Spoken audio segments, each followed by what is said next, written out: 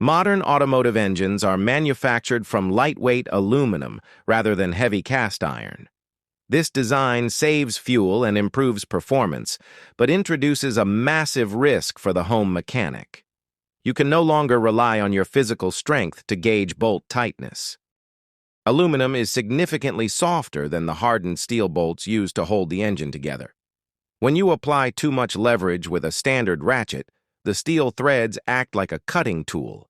They will easily slice right through the soft aluminum engine block.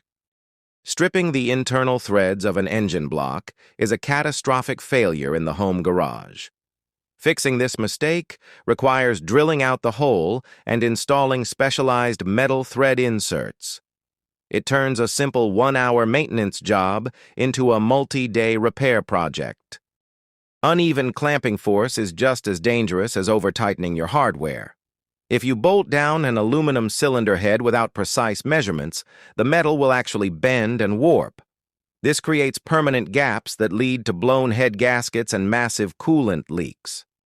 A half-inch click-style torque wrench is the only way to prevent these expensive disasters. This precision instrument allows you to dial in the exact foot-pounds of clamping force required by the manufacturer. It takes all the dangerous guesswork out of engine assembly. To use the tool correctly, you pull the handle slowly and steadily until you hear and feel a distinct mechanical click. You must stop pulling the absolute second that click happens.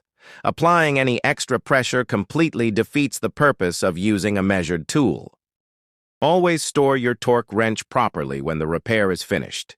You must dial the internal spring tension back down to its lowest setting before putting it away. Leaving the tool under heavy tension will permanently ruin its calibration and destroy your future projects.